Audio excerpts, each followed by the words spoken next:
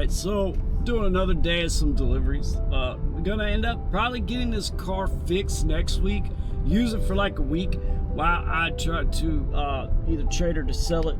Try to figure out which way I'm gonna do it. But I will have it fixed probably first. And no big deal. Money I didn't want to try to spend, but hey, it's only really the best option to do. But see, that's the thing too, is I want to try to clear some stuff up, because on here sometimes it could be like, I don't really like doing deliveries or kind of complain about it. But the reason why is this, and I give listen, hats off to all you guys that do deliveries, that make decent money, that work a lot, but look at it from this perspective at the same time. The difference between me and you is the fact that I pay for extra insurance to have passengers in my vehicle. Only reason I'm doing deliveries is because I can't have passengers in my vehicle until I fix the car. So I went to show how to do deliveries, what it's like, and try to break it down best I could. But at the same time, I want to get back to doing passengers because I'm paying extra money for that. But also too, this car is at 74,000 miles. Now I bought this car at 2,600 miles. Now, thing about buying a car when you do Uber, a lot of you guys got to realize this, is it's not easy to get a bank loan with Uber as your full-time job. Now, if you do have a private ride business, you're doing Uber Black, you might be able to do a little bit better, but you're more at risk where you've got to go through Uber Marketplace or one of their vendors to try to get a loan, because they know they can sell you a car with more miles on it for more money because you don't have but limited options. I had to have a little help to try to get it the first time. Now I can sell this, flip it, take that money, put it back into a new vehicle. Same thing I'm doing. But I knew when I bought this vehicle that when I got to 70,000 miles, it was going to be time to think about selling it, because once you get over that 100,000 mile mark, your price of your car drops a lot. So even if I get up to 90,000, it's going to drop a lot. So I already knew I was going to have to sell at this point. And that's one of the things too, is a lot of you guys will show on Reddit stuff like, look, I do DoorDash, I do Uber, I do Lyft, I do Amazon Flex or Spark, whatever. And you're like, I do all these multi-apps, I'm making $2,000 a week. Well, that's great, but how many miles are you putting on your car? That's the question. Okay, it takes a lot to make $2,000 in a week if you're not doing Uber Black or Uber Premier. So that's why I'm upgrading, is to show you how, if you can, upgrading makes you more money, but there's a certain way to do it. You're not doing it like you used to do it once you get up to those higher levels. There's a totally different way, totally different strategy how you do it. But that's the thing, is you're driving 2,000 miles a week or more to make $2,000, you're gonna run through your car a lot faster. Now I can fix this, I could probably drive this car to 300,000 miles, but once I get to that point, this car is really not worth anything, and I really have to invest a whole amount of money all over again from zero. The whole point of only driving it for so long and then selling it is because I can take that initial investment and reinvest it into a new vehicle. But that's where it goes also, is when you're driving 2,000 miles a week, and I was doing it, I could show you on Gridwise how I was driving 2,000 miles a week for a while, especially because I had to sign, I'm thinking advertise, I started a business, all this, right? Well, think about it like this. You're gonna have to buy a new car every year. So trying to sell it and buy a new car while you're still trying to drive, while you're still trying to make money, is a real hassle, inconvenience, and it's a lot of extra work. And most people that have a normal job that make minimum wage or better, say if you're waiting tables or bartending, you're making $1,000, $1,500, maybe more a week depending on where you live, and you're only driving to work and from work. You're not driving all day, you're not going through a car every year. So that's the difference between doing rideshare and doing a normal job. Yeah, you got flexibility. Yeah, you can start and stop when you want. You don't have a boss, but you're putting a lot of wear and tear on your car. You got to get oil changes, tires, stuff happens. You got to get it fixed like this. So it can really hinder you when that's your only income. Like literally, I'm doing deliveries because I can't do anything else, but I don't have another job to back me up. So that's why I always say, if you want to do this full time, the only way to do it is to go to Uber Black and do your own private ride business. That way you're making more money for the time that you're spending on the road. Because if you're doing Uber full time, it's seriously almost not really a good thing to do, because when you're doing it full time, you're not doing private rides, you don't have Uber Black, you're not making that kind of money, you're only as good as long as your car's good. At some point, you're gonna have to do something else to fix your car compared to just an oil change, a set of tires, or maybe a battery or something. You're gonna literally have to get something to fix that's gonna cost you thousands of dollars, and you gotta have money saved up. But at the same time, if you're living off a backup balance all the time, or if you're barely scraping by to pay your bills, well, it's super hard to do. So that's why I do this channel, is I try to show everybody, look, you got to think outside the box, use Uber to your advantage. But this is not the business or the company that you're going to retire from. If you are retired, yeah, it's a great gig. If you got a decent job and you want some extra money to pay off your car, it's a great gig. But doing it full time, it's just going to get worse unless you have some type of goal to upgrade and literally move to your own business. That's why I'm trying to show you. So this whole buying a new car is not a flex. I'm not trying to show off, or, oh, I got this, I'm going to do this. No, I'm doing it because it's strategic, but it's risky at the same time, because I have a paid off car. I can go travel around doing that, but I'm going to make 3 times less the money that I can make doing Uber Premier, Uber Black. But I've got to go sell this car, I got to buy a new car, I got to do all that stuff to upgrade, which a lot of money out of my pocket that I necessarily don't have to do, but I'm doing it to try to show exactly how to do all this the correct way. Now, I'm not one of those people trying to say I'm doing it for you guys. No, I'm doing it for me. It's a business decision, it's a strategy, but it's a risky strategy and it's a risky decision, but at the same time the rewards are worth it. But I've just documented it and showed you guys how to do it correctly. So at some point, if you really like doing this, you want to decide to do it, well, you've got to figure out a way to move up the game. And the best way to do that, it's going to be Uber Premier, like I'm about to show you.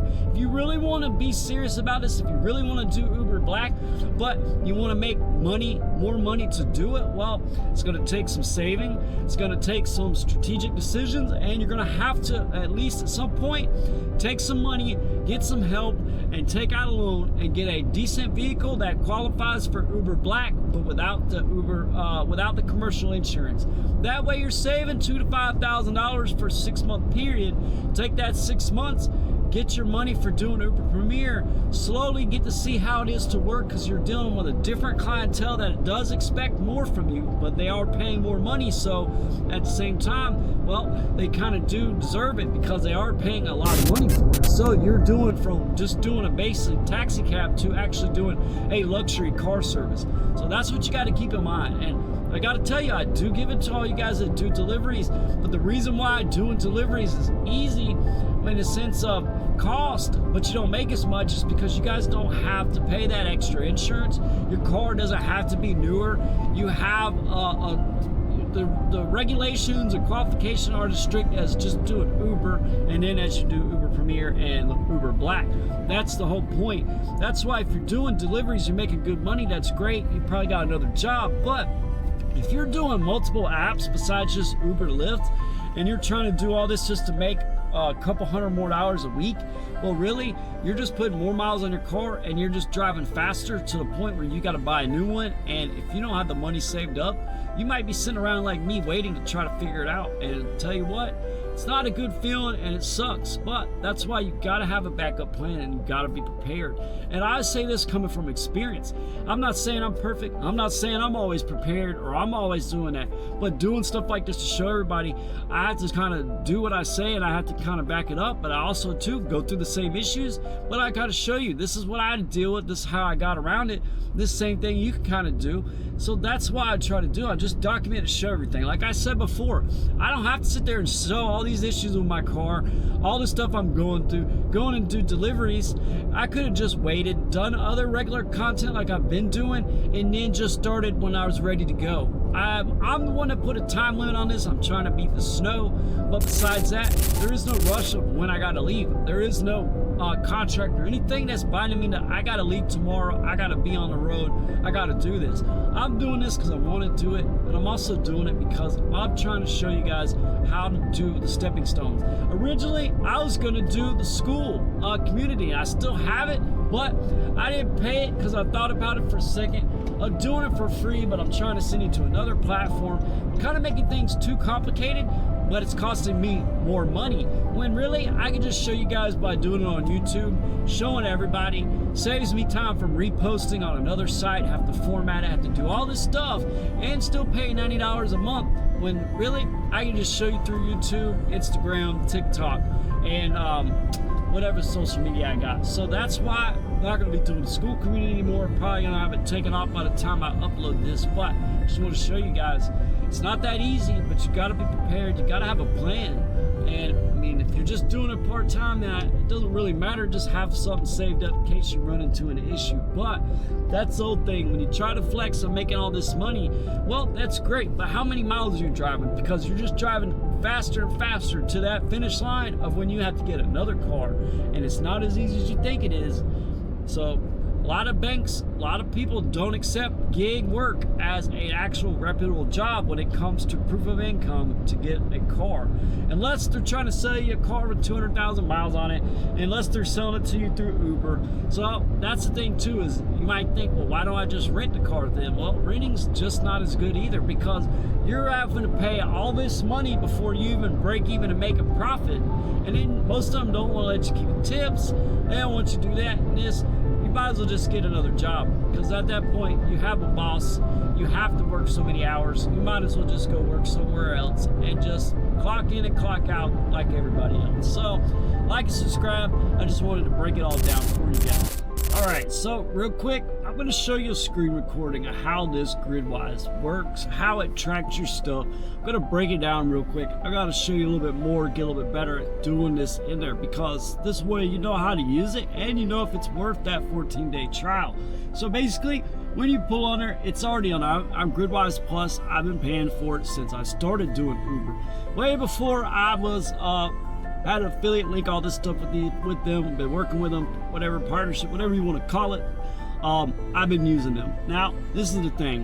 When I first started using them, when I'm doing Uber, I never really used it to track my not track miles, but track my earnings, because I used it mainly just to track the miles for the sign, for the business, for doing Uber, also as a backup for when I did my taxes. But I also did it mainly was because I wanted to know how busy it was at the airport when I went to anywhere. If I was in Jacksonville, I want to know how busy it is, because I learned Uber will lie to you. And then when I went to Orlando, I want to know what times are busy. Is it busy when I'm dropping this person off?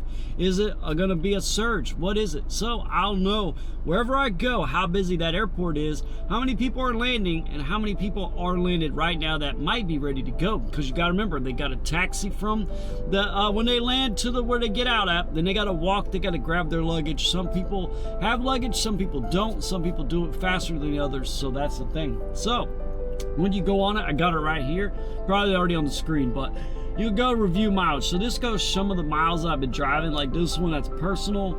So then you got this one, that one is business, and I do Uber Eats. Now I have Lyft, I have Uber, or I just have business, which, because I have advertising, basically everything I do is business, because I do have ads that are running, are paid, all that.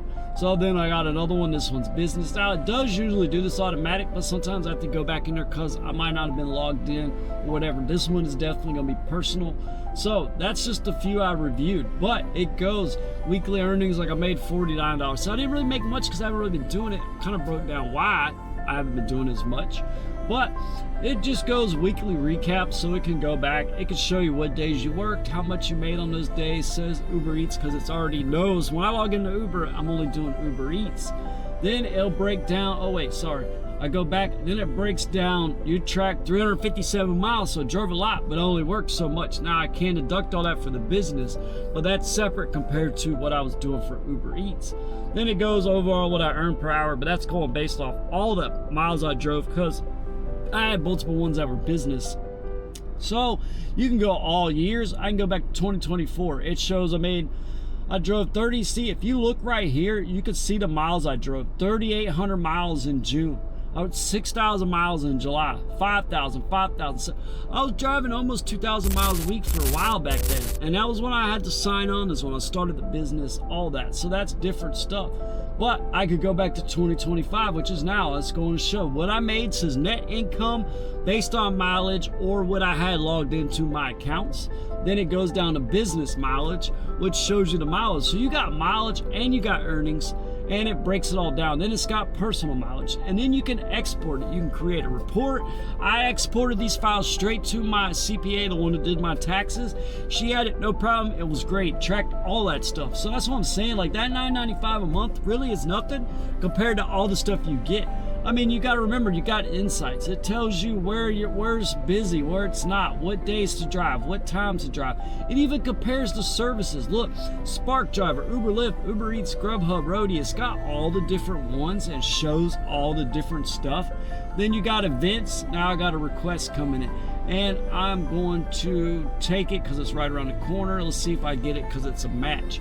But I did get it. All right. So now we're going to. I'm going to go back to the thing, and basically you got airports. Remember, it shows you when it's busy and all that. So that's why I'm saying Gridwise is worth it. 14-day trial, link in the description. Try it out, guys.